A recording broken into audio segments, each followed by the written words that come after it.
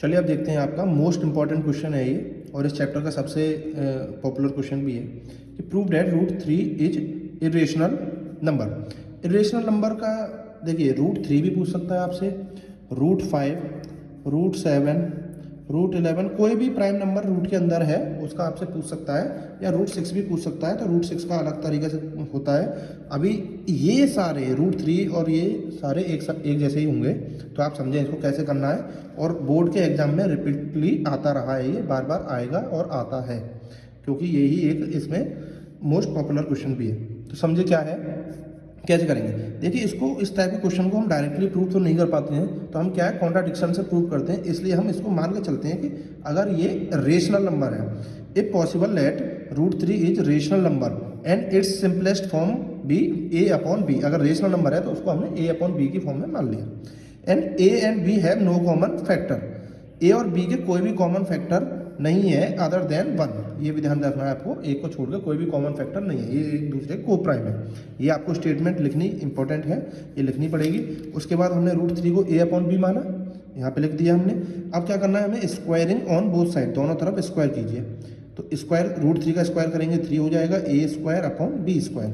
अब क्या करना है, b² को इधर ले गए तो 3b² = a²। ये हो गया आपकी इक्वेशन नंबर 1। अब आप यहाँ देखिए 3 डिवाइड्स a², तो ये एक आपकी थ्योरम है।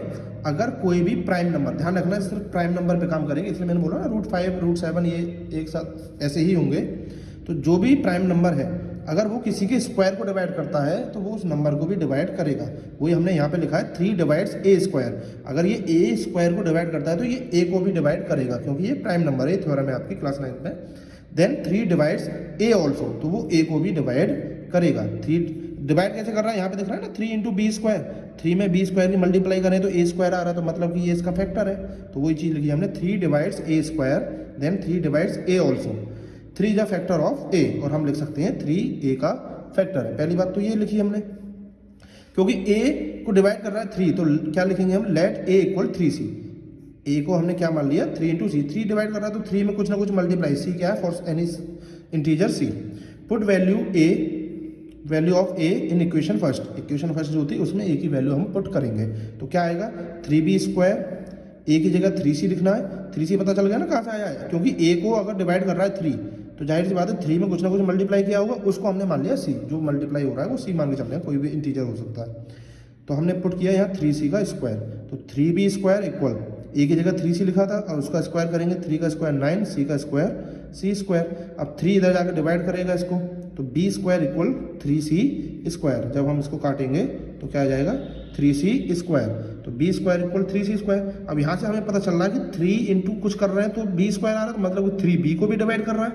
तो 3 डिवाइड्स b², तो ये प्राइम नंबर है और b² को डिवाइड कर रहा है, तो देन 3 डिवाइड्स b ऑल्सो, तो ये b को भी डिवाइड करेगा। तो यहाँ से हमें क्या पता चला, 3 is a factor of b। 3 क्या है, b का फैक्टर है। बस यही हमें ढूंढना था कि 3 is a factor of a and 3 is a factor of b। और हमने ऊपर क्या लिखा था कि a and b have no common factor, a और b का कोई भी कॉमन फैक्टर नहीं हो सकता, पर यहाँ पे तो आ रहा है ये। तो ये क्या है, हमारा कॉन्ट्रडिक्शन बन गया। तो यहाँ क्या लिखेंगे हम, here 3 is a common factor of a and b। 3 क्या है, कॉमन फैक्टर है a एंड b का, तो इससे कॉन्ट्रडिक्शन बन गया। This contradict the fact that a and b have no common factor, तो ये क्या कॉमन फैक्टर नहीं है, ये हमने लिखना पड़ेगा जरूर। This contradiction arise by assuming that √3 is rational number, so √3 is a rational number. जब ये कॉन्ट्रडिक्शन पे पहुंच गए हम कि √3 रेशनल नंबर हमने माना था, उसकी वजह से कॉन्ट्रडिक्शन आया, तो हमने क्या है फिर प्रूव होता है इससे √3 इज अ इरेशनल नंबर, क्योंकि a और b के कॉमन फैक्टर 3 आ रहा था। इसी तरीके से आप 5 का करेंगे, 5 यहाँ पे आएगा, 5 डिवाइड्स a²। इसी तरीके से 7 का भी करेंगे, इस तरीके से आपका होगा। 6 का आप इस तरीके से नहीं कर सकते, वो अलग मेथड है, वो आपको बताया जाएगा किसी वीडियो में।